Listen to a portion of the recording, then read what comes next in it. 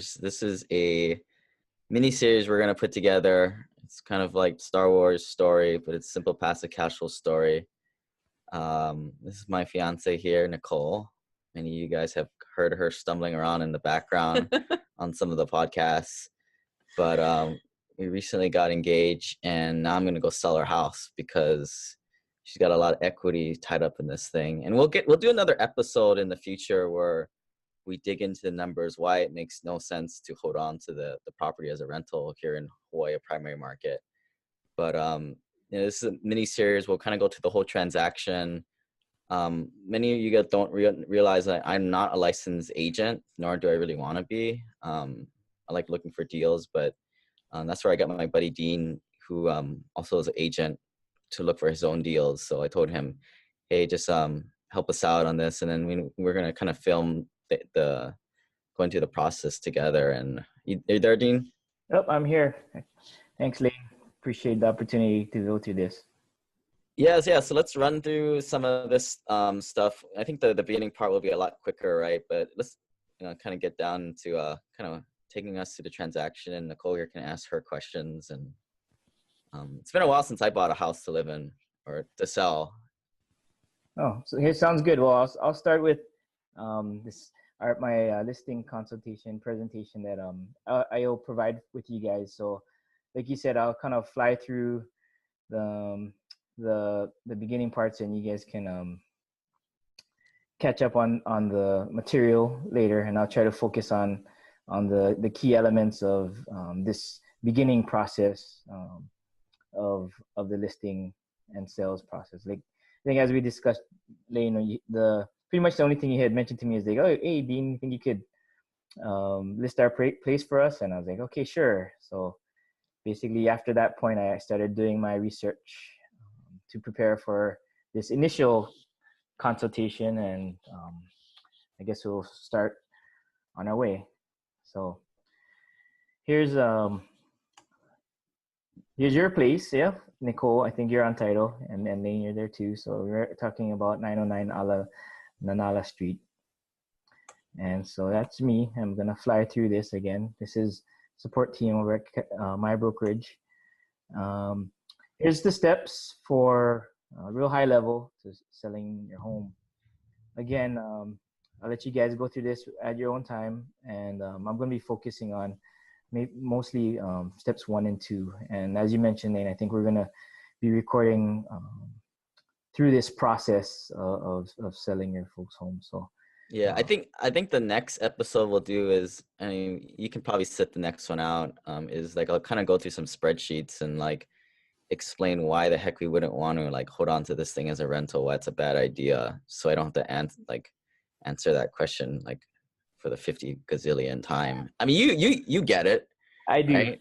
I do. And that, I mean, honestly, our that mindset is non-traditional, right? And especially in Hawaii, I think, when we have a lot of real old traditional families and mindsets. Yeah. So to your point, I think it's I can only imagine how many times you get asked that question. Yeah, make a YouTube video and get it done with. I ask it.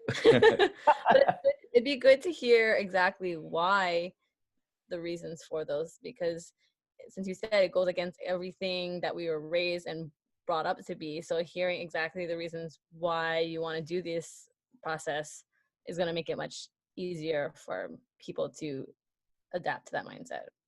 Yeah, and the challenge too, as as you folks are taking the next step in your life together, is when these decisions are being made, both everyone in the family needs to be on board 100%, to make things work and less painful, right? I think they say the number one reason for fights in relationships is over finances, right? Mm-hmm. Yeah. So moving on, I guess, like we said, we're going to cover mainly, actually focusing on the marketing a lot in this presentation. So, and there you go. So part of the marketing, when we do list the property on the MLS, is to also make sure that we get it on these other internet venues, right? Lane, I think, I don't know about you, but I use Zillow and Truly a lot when I'm looking for my investments, especially on the mainland. So we want to definitely make sure that we're getting onto as many internet sites as we can, as well as the MLS. Yeah. Yeah. Yeah. And then we're going to do the advertiser, as we talked about too. This is something that's kind of old school, but a lot of the traditional sellers like to see their ads in the paper.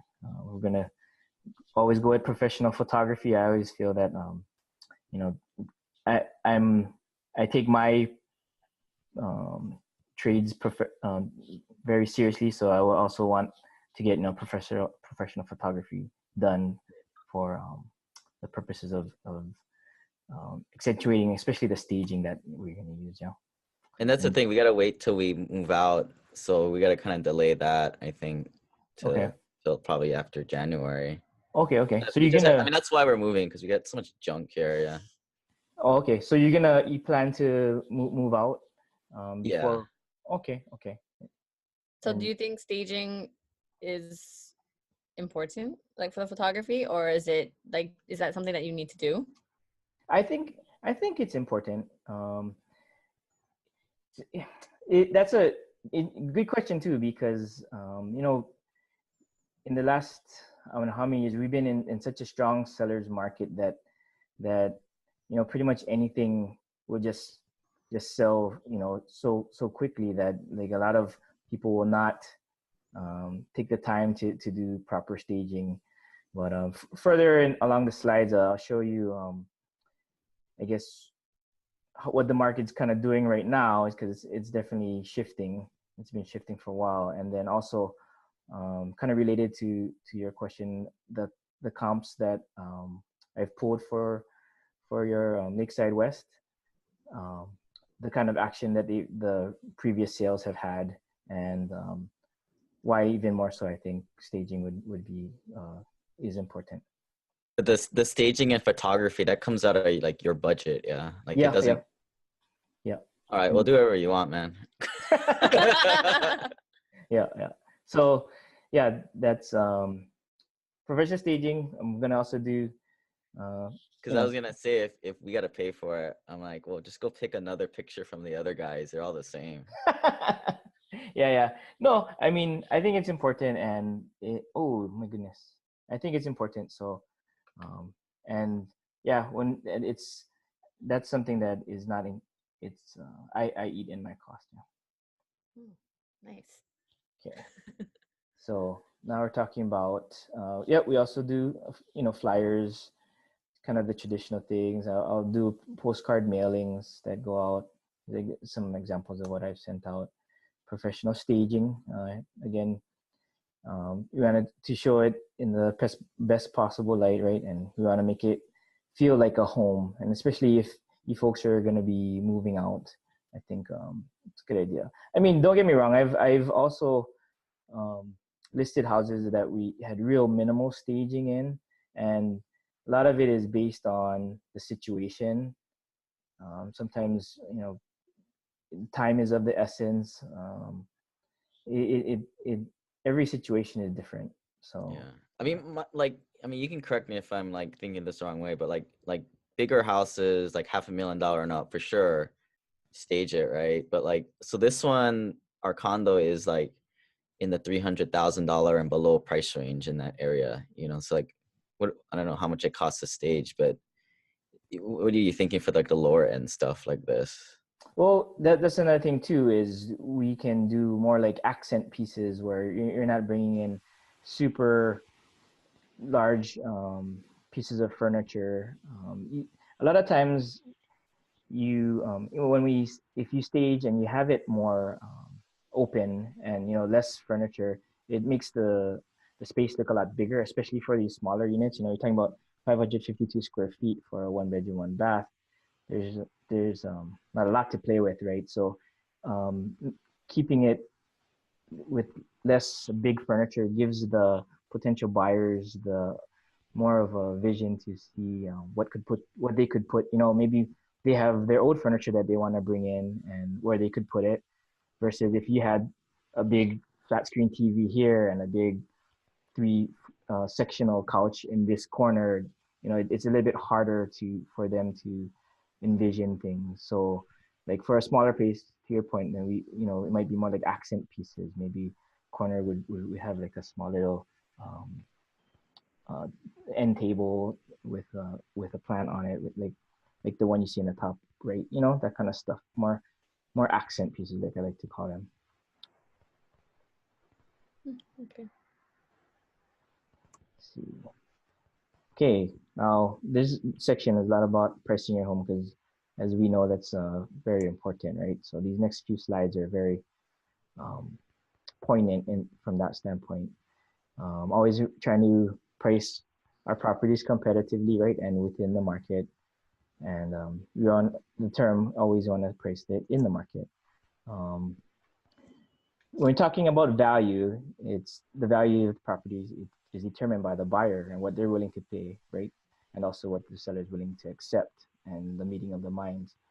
So, and buyers are making their decisions based on the properties recently sold in that area, right? Historically, that you're going on the past to help determine the future, right? So, in doing so, as the seller, you should try to not think of things for considerations such as what you paid, how much you need for your next purchase, how much you want, right? Or what the next door neighbor is telling you your place is actually worth, right? Or the cost to rebuild. In this case, the condo is maybe not applicable, but those are things that you wouldn't want to you want to keep those out of your mind when we're in the Yeah, we want them to fall in love with this place. Yep. And overpay. Yeah. So again, talking about when prices are going up, there's more error. There's more. It's easier to make an error because you can, if you price it high, you might catch it on the upswing. Versus, when we're on a downward trend, then you're going to be missing the prices, the market price missing, and you're going to have to keep on price adjusting. And so that's challenging. So that's why it's very important, that we're getting it right this first time. Because the first 30 days are very critical, as this slide talks about.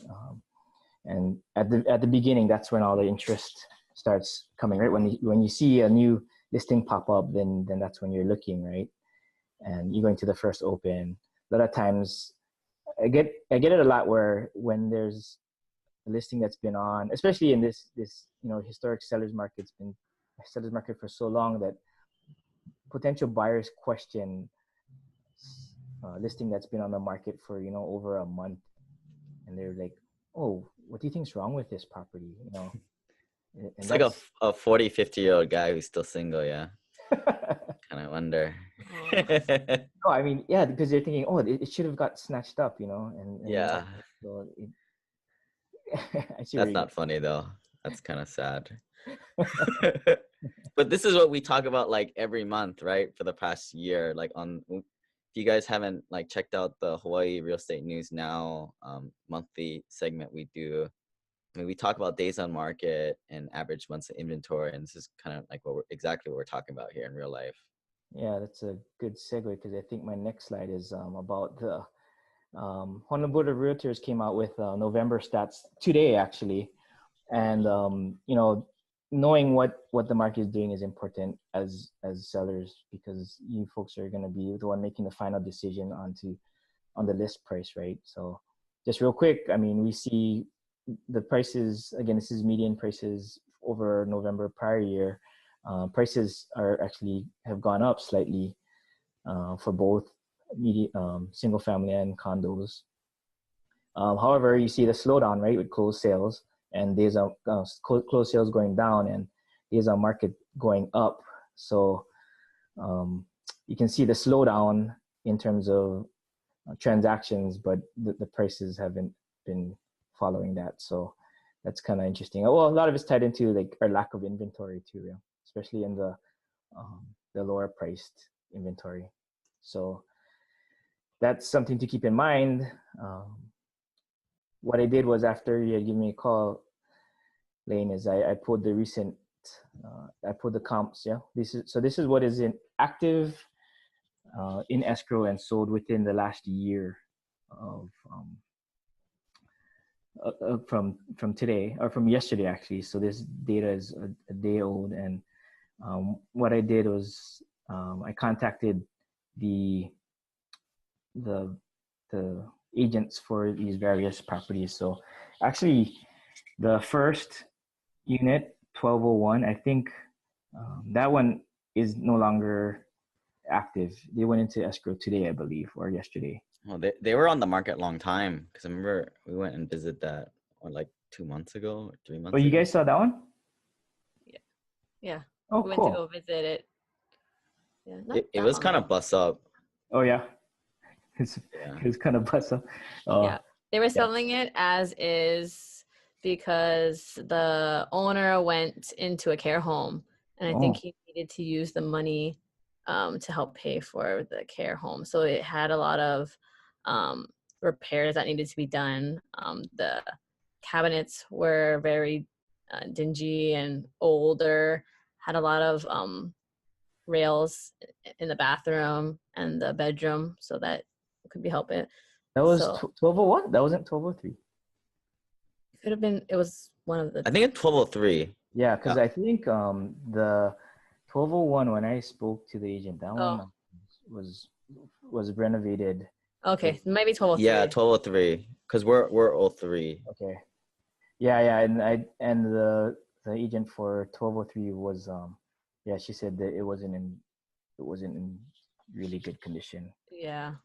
Yeah, Lena, I would have tried to go to see the 1201, but because it just went into a contract, I didn't want to um, be too imposing and make up a story of my potential buyer or anything like that. So um, and plus, I think we had the discussion of potentially selling Nicole's place a few days ago only, right? So I was trying to get in, and that's when the discussions with him started, and he had mentioned that they're in negotiations and went to contract.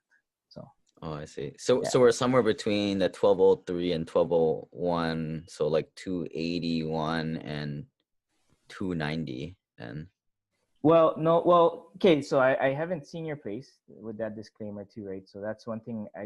That's like the next step. I think, would I want to come and see your place, and then kind of nail down our timeline. You mentioned January, I believe, as the time for potentially marketing. Yeah, we'll be out January 1st. January 1st. Okay. Okay. So I guess, yeah, after this, the next step would be to talk about I could actually want to come do a site visit to see how your place is. And yeah, actually, so just to give you a perspective, I'm 290, the 1201, the one that just went into contract. I think they're getting over asking is the offer. I have Oh, wow. reason to believe that. Do you know, like, so this doesn't tell you like what the contingent or what the contingencies are and Oh no, all that kind of that stuff. kind of Yeah. information they wouldn't, the agent wouldn't release until they close, because that would it could, all the terms on that kind of thing. If it was to fall out, and the competition like new, then that would kind of potentially hurt their client. Yeah. So a lot of wouldn't want to share the terms of a transaction that hasn't closed yet, if that makes any sense. Because we're watching out for you guys, right? So if it was to fall out and then they'd have to market it again, um, having that kind of information out is could give us an advantage. Yeah. So Does that does make that sense? mean you can represent both like the sellers and the buyers? That's a good question. Actually, that is possible with the if the buyer and the seller are okay with it. Um, we could, the broker would be the same broker, and then yeah, that I could be an agency for you folks. Oops.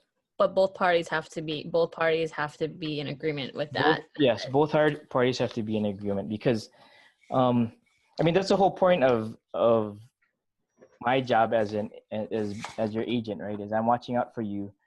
The other agent is watching out for the other party because, you know, you're entering into like a 14-page legal document. The purchase contract is the legal binding contract, and what you're basically the Bible for our transaction, right? Is it common for people to have like the same, like an agent for both the buyer and seller? I wouldn't say it's not very common, but it does happen. I've been in transactions that as a client as well as represented. Yeah, I think I've sold like four properties with dual agent, where like the kind of the catch is, you know, these are investment properties, so the buyer and seller are pretty sophisticated. It's more about price. It's not all emotion gets thrown out the window. They don't even visit the properties too. So, but most times in that case, like the broker, like in Dean's Row, would just discount his commission by like a point or like 1% or something like that. Right. And that's so there's dual agency where like if say we listed this place and then I found a potential buyer, then and you folks are okay with it and the buyer is okay with it, and then, you know, we could do a dual agency. And to your point, Lane, yeah, we could reduce the fees, right? Because it's like double dipping, right? If there's also a situation where another Keller Williams agent or from the same brokerage could bring a client, right? And so then we would have to sign the additional documentation because of the fact that we have the same brokerage and the information. I guess, you know, you could potentially be sharing the information within the brokerage, which we're not supposed to. So, but because the information is in the brokerage, then that then limits the two agents and what our roles are, and that would, you'd sign additional addendums in the purchase contract to state to let you know of what we can and cannot do. Okay, so back to the comps, right? So we talked about the first one, 1201, yeah? And we also have the next one at 1104. So basically I contacted all of the agents for all of them, and they all let me know that for the most part, for the three that closed, they were, okay, sorry, let's start with 1104. So that one, there were actually two offers that came in, but they only went into contract with one. There's a timing thing. He had two open houses, and the buyer was an owner occupant. So that one was upgraded too. So that one was in good condition, yeah, at 315,000, and that one was on 29 days on market, right? Then, and I can show you the pictures. I know the pictures aren't in here, but Lane and Nicole, like, later on, we can go through the pictures to see what actual conditions you were, and we can compare them to what you guys have. And then, is there like a rule of thumb for, like, you know, the higher the floor, the better, the more desirable? Is it like a 1% escalator, 2% escalator every floor you go up, or something like that you heard? No, I haven't heard of anything like that. And the reason, good point, because the reason why that it's not that way is because, like, for example, for Lakeside West, if you go further up, it doesn't necessarily make the view a lot better, right? Because, I mean, if it's like if you're on the second floor versus a 20th floor of like an ocean view condominium, then that's a big difference, right? But Yeah. so I mean, it makes a difference sometimes for safety. Some people don't want to be on the second floor because somebody might be able to jump up. So it's I haven't heard of a quantitative calculation to increase that. Maybe I should talk to an appraiser to Might be see. like a new build kind of a thing. Oh yeah, that's true too. That they must have a calculation in how that works. One thing I also want to bring up to you is your Lakeside West. That condominium is pretty interesting from the standpoint of every unit in that building they're all identical, right? Yes. They have 20 floors, 4 units in each floor, and Yes. all of them are 1 bedroom, 1 bath, 552 square feet. Yes. So that makes things a little bit more simple. I think it simplifies our analysis in terms of coming up with a good listing price. Yeah. Most of the properties I've seen some of the neighbors, they're the exact same layouts too. The building and the wall structures and everything, all of the kitchen, bathroom, all the layout is exactly the same. That makes sense, right? Because it's just 4 corners, right? So Yeah. it's if anything, it's like flip-flopped or something. Yeah, but it was a good selling point because we felt like it was a little bit more secure because you don't have like a hallway where someone can follow you down the hallway, or it's right in the middle and where you're going. It's like there's only 4 units per floor versus having like 12. Okay, that's a good point. And then before I meet you the next time, I'll pull comps in the neighborhood relative to the square footage and size, and we'll just take a peek at those to see what our competition outside of your complex are, just to see how much inventory we have out there, because that's also our competition too, right? Right. Yeah, so that's a good point. And keeping that in mind, that like you said, this may have, the way that this building is designed, it may offer that as an advantage versus other shaped complexes. Yeah. Okay. Real quick, we'll pound to these the last two. 1203. The third one, I think you mentioned you folks saw, and that was the agent did say that was definitely a fixture upper that needed paint and flooring. So they also had one offer, I believe. And so they were market 33 days. They were fair, and this was a sale that closed in October, so not long, not too far, not too stale, from that standpoint. The crazy thing is, like, you could buy these things in the mainland, like in Atlanta, like Class C properties like this for like 30 grand. At the price of this, crazy. So then that begs me to ask you the question: what's the rent come in for? Oh, for the Atlanta one, Yeah. like 600s. Wow, that's the one that's coming up soon, or you already sold out that now? Oh yeah, so we closed that one 3 months ago. Oh wow, But it's way bigger, but like same, like, oh man, like the cupboards are like ugly, right? Like but same kind of class, but that's just like Hawaii, right? right. Like here this thing, I think they rent for like 12 or 1600, I think. When I go on, like, I use hot pads.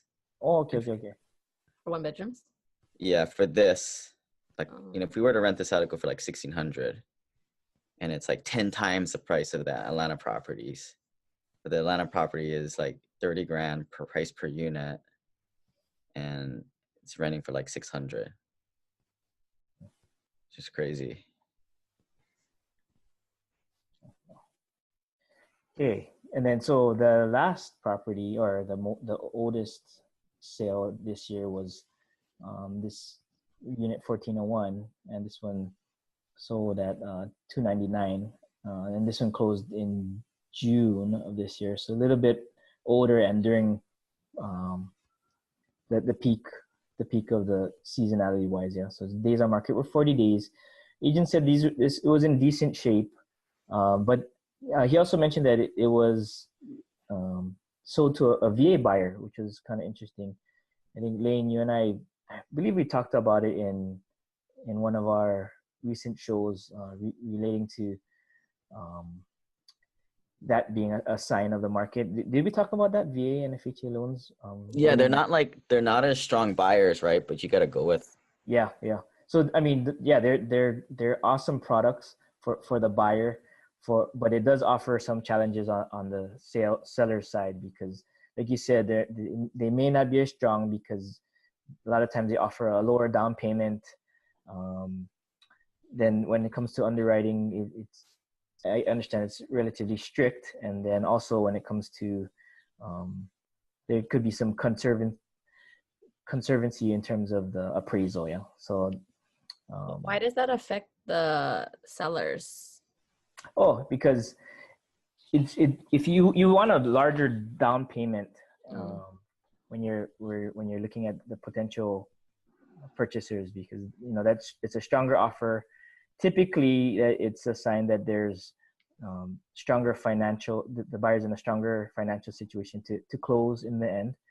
And then that also helps if in case the appraisal doesn't come in at the purchase price, that could help in terms of the underwriting to close on the loan, because if they're at the minimum, then the loan might fall through, and then we'd have to go back to negotiations. Yeah, good question. So then, yeah, all of that comes into play. So a lot of times, agents talking and when you hear a lot more, or recently you hear that more of these VA type loans winning out, and again, it's not a bad thing, but it may show a sign of the evidence of this change happening, or the shift happening. Yeah, the more fringier buyers are coming in now. I wouldn't call it that, but it's just the ones winning out, and also we mentioned Financially fringe type buyers. okay. Yeah. So also one thing to consider is for the most part that it wasn't, for these transactions that happened this year, that there were for the most part all single offers. There wasn't any that had a actually, I'm sorry, there was one that was multiple, but it was a timing thing where when the second offer had come in, they had already accepted the first. So in my mind, if you think about it, that to give you an idea of how the market has been for Lakeside West for this past year. Yeah, I mean, good from the standpoint of, you look at the days on market, it's pretty short. Yeah, but always like to be it's always best. I enjoy being in a multiple offer situation, right? All sellers agents would love to be there. So if there's multiple offers, the buyers get told that there's, or is it just like a bid, whoever has the highest bid? Yeah, so typically the way I do it is I'll present to you folks the offers as they come in.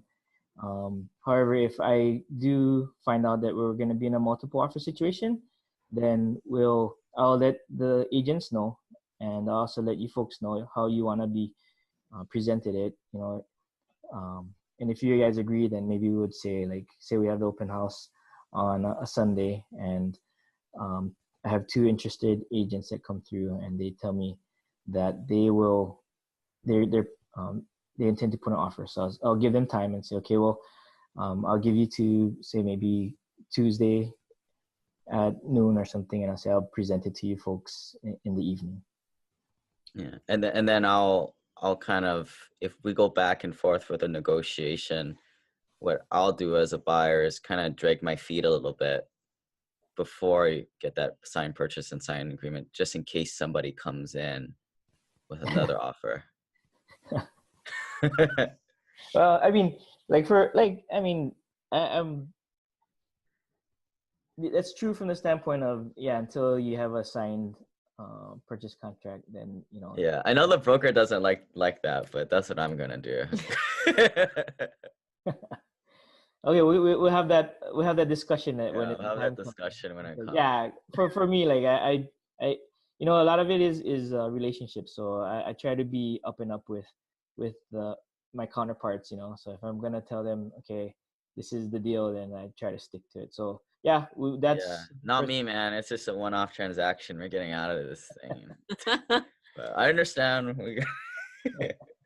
no, yeah. I mean, there are a lot of things that go down, but I like to, if I'm gonna tell the other agents, okay, this is the time frame, then we try to stick to it. But like to your point, Name, I mean, until you have a signed contract, then not, if it's not in writing, it doesn't exist, right?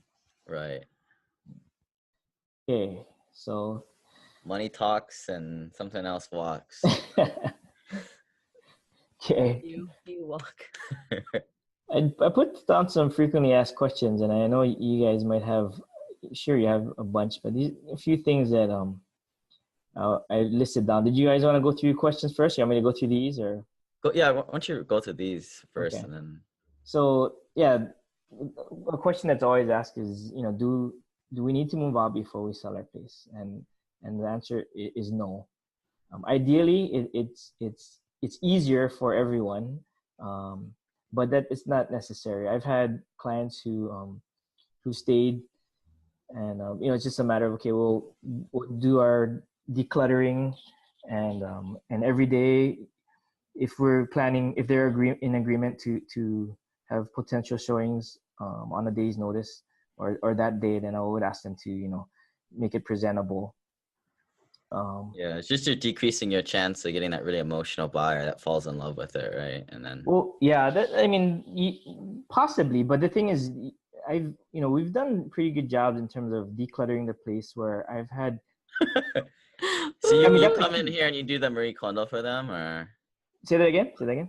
you do the Marie Kondo decluttering for them? I've actually talked to clients and told them about that book, Yeah, but that takes a lot of time. So that's outside of your scope of services. No, I mean, I don't mind, because actually I read that book too, and it's I'm trying Oh, to you follow. can come here and help us out. The challenge is that you guys have to buy off on it too, right? That's the Yeah. thing. But Oh, he's already sold on that. It's more me. Minimalist. Yeah. Very much. But a lot of people, they just cannot afford to move into the next place, without selling. So it's just they're forced into the situation anyway. So.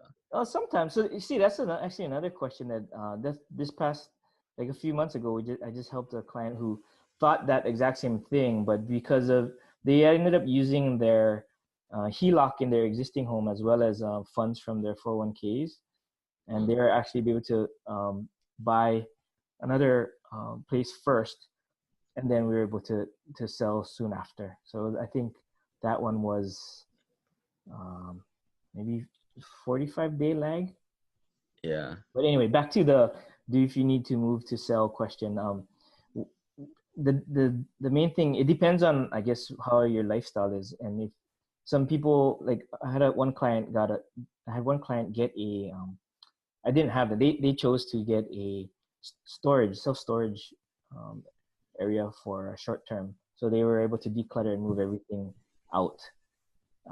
So they're living really simply for the point in time that we were marketing, but point is that they were able to successfully sell their place while still living there. This is a family in a 3-bedroom, 2-bath place too. And another idea, because I mean, it is Hawaii and everybody kind of helps each other out, except my parents, who never would give me my money for the down payment. But you can get gifted the money for the next place. Yeah.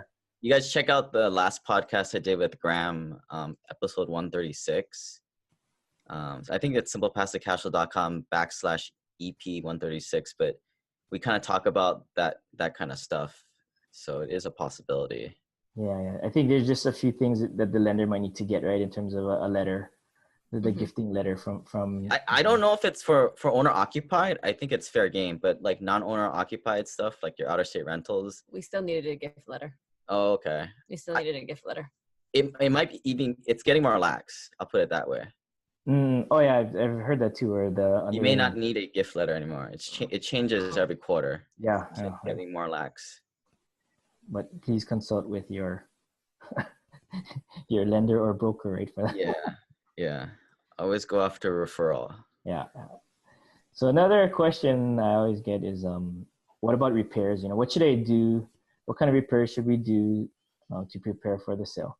So that one, it depends, right? It depends on the situation. It depends on if you're trying to get out in a certain time, if it's a time frame.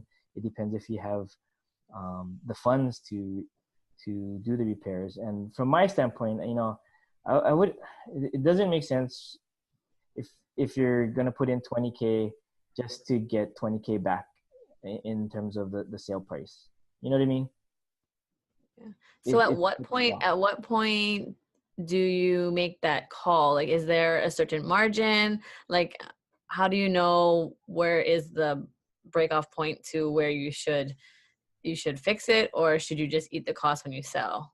See, yeah, so some agents I've seen agents who just love to spend their clients' money, and they'll make this house like, and again, it depends on the type of inventory we're selling, but all the product is always pristine and perfect. And then, they say, yeah, they like to spend their clients' money. But to me, it's more of, are we going to get return on investment, right? If it's going to be worth it or not. So in my mind, it's going to be, are we going to get a return on this investment? And this is, you're looking at time also too, right? Because that could be a consideration. But a lot of times if the flooring is shot and it's stained and just god awful, that those kind of things, or even like painting the interior, those especially paint, that's like like a really cheap thing that adds a lot to a place. A fresh coat of paint is very reasonably priced, and it does a lot for the showing. And then like flooring, if the carpet is just totally hashed, then that's something we definitely would consider to put it back in livable condition. Yeah, and that's something you take care of all your, for your clients, right? Yeah. I mean, we have vendors that I can refer you folks to or handle if you want. Yeah, that's not a Because we problem. discussed that we have our flooring needs to be repaired, and we had a big discussion about what were the pros and cons to just repairing the kitchen floor, or is it better to just have them know about it and be like, okay, take that off from the listing price. Oh, Yeah. okay. I think the reason why in my head I'm justifying taking it out and repairing it before the sales, like it just starts to open up like the can of worms. Like, is this termites, or is this some water problem? That's is there an underground spring coming up to the 7th floor? Mm-hmm. Like, I just wanted to just take that out of the equation, Right. just to get it done. Oh, basically leave it exposed so that they know what they're getting. Or no, just fix it so nobody it doesn't even show up on any inspection report. Okay. Well, and then so what that comes down to too is the disclosure too, though, yeah, because that would be that's the next step, or a late step later on in the process, is us, you folks, completing the disclosure statement, which is basically any conditions or occurrences that would materially affect the value of your property. Yeah. So that's again something to consider too. Yeah. But yeah, let me come and see the place. I definitely haven't seen it yet, so I want to come, and then we can talk through that at that point in time. After we clean up. Pardon me? After we clean up. I mean, I think earlier. Oh, we can talk. We got about time though, right? Yeah, like talking about being out by January 1st, and yeah, we have time, and that, I mean, that's all plays into consideration too, in terms of, okay, what do you want to do to repair? And it sounds like, and when you guys want to, from the point in time that you guys like, when do you want to try to close on this place by?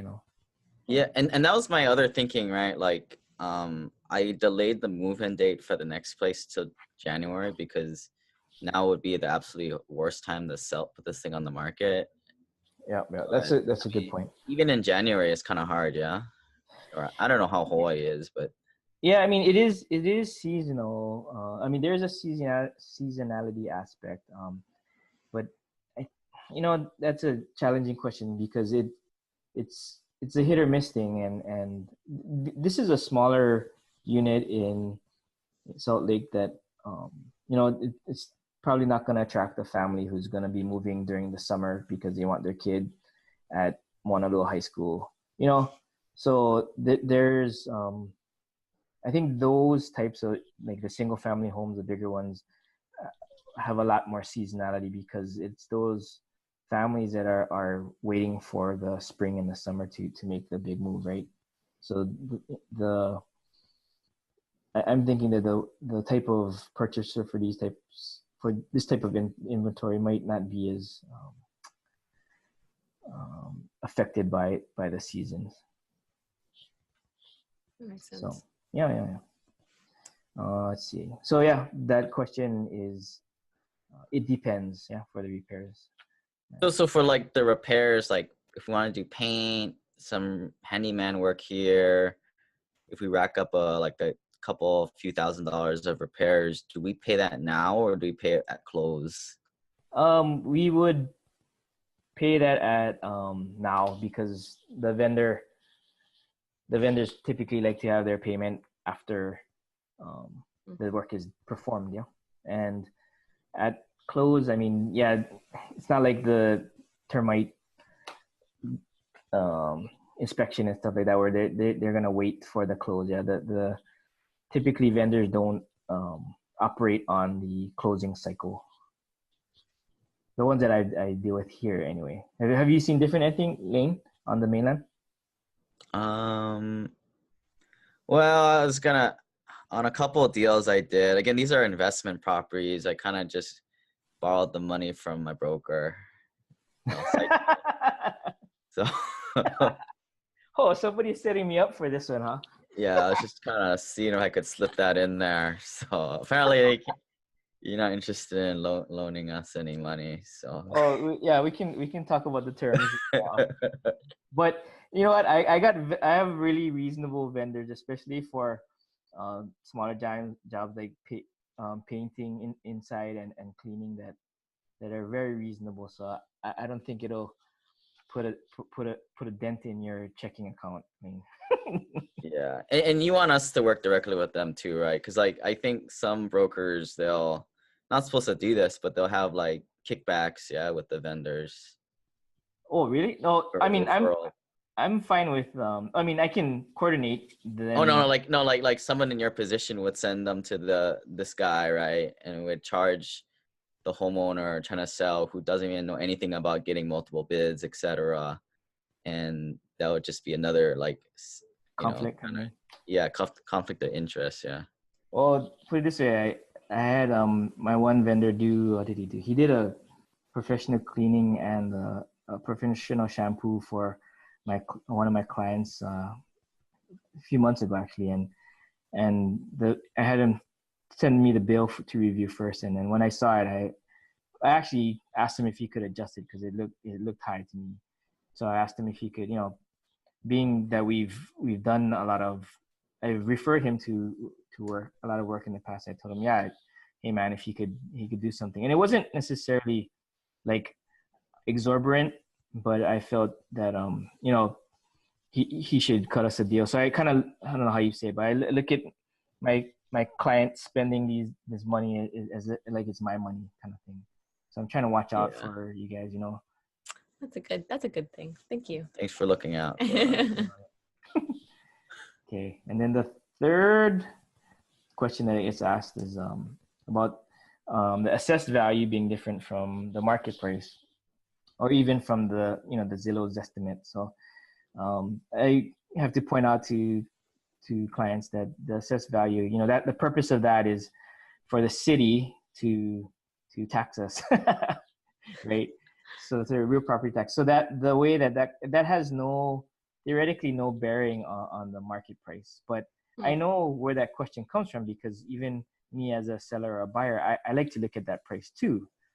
But historically, like this is I don't know how many years ago, the assessed value was used to be in Honolulu was way below market price. But I think a few years ago they started adjusting the formula for the assessed value to bring it, so it's actually now a lot closer to market price. But again, the purpose for the city and county assessed value is not the same for what the purpose of of what we're going for our price for sale. Yeah. I mean, another reason why you don't want to own your home, right? Because like you're always going to be paying the assessed value tax. You never own your home. You always got to pay somebody for it. Yeah, I always tell people when I buy a new place that the bank owns the place. I don't own it. Yeah. Right? Trying to buy on leverage. So I mean, yeah. And then of course the question about the difference. A lot of people, not a lot, but you have the um, clients who look at the Zillow's estimate and they wonder what's the difference. But I think Zillow has not recently, but they updated they put a disclaimer, yeah, for their estimate and what. Yeah, I mean, people think it's like such a like legitimate thing. I mean, yeah, it's an automated algorithm, right? Yeah. No, I mean, I'm sure it's a good one in terms of complexity, but it's still not gonna. It can't duplicate, the calculations of market prices. So, and I think there might have been like a court case, right, that someone won regarding some kind of reliance on the Zillow's estimate. You heard about that? Me?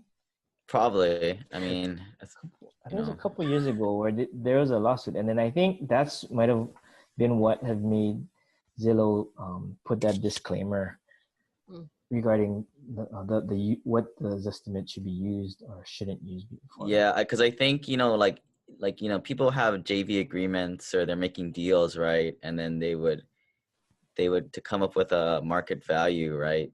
They don't want to pay appraisal to go do that. They don't want to pay $500 to get appraisal. So they would just use this estimate, which is just totally still off the wall number. Because I mean, I'm sure you've seen it too, especially on I mean here as well as the mainland. Like I like to play around and look at Zillow and Trulia, especially on the mainland properties, and comparing that to either the asking price or what's sold. It can be off by a lot, up and down.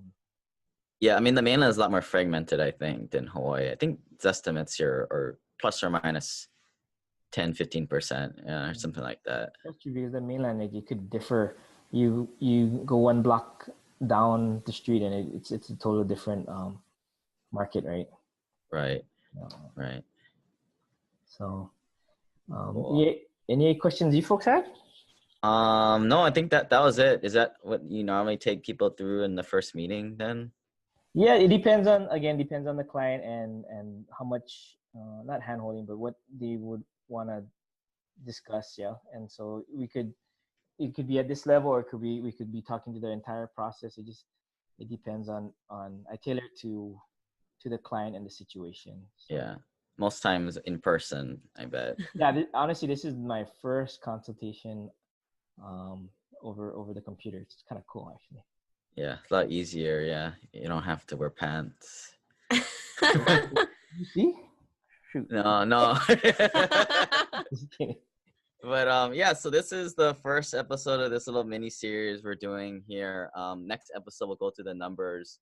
Why the heck would we sell this place and not rent it out? And go through some of the numbers, and then we'll kind of get going through the process, and maybe have a couple more episodes. Maybe we'll get some offers back and go through some of the drama. Hopefully we can just sell it all in one go and don't have to go through back out situation. It's all about pricing. Yeah.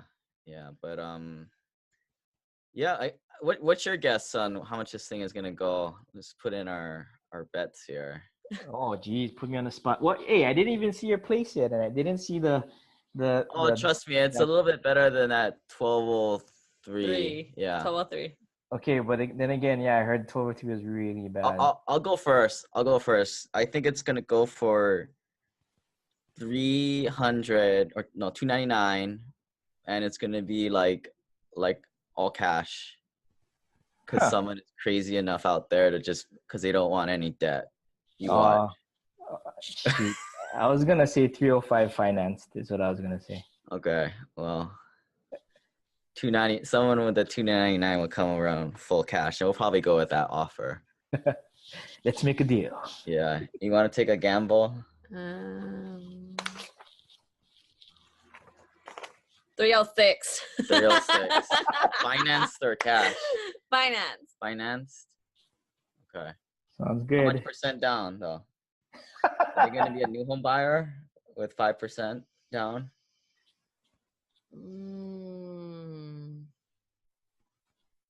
20. 20% down. Are I'm, you gonna I'm get it from mom and dad then, right? All right, Dean. okay. We'll catch you later. Hey, thanks, guys. We'll be in touch for our next appointment then, yeah? Okay. Okay. Thanks, man. Thank you. Bye.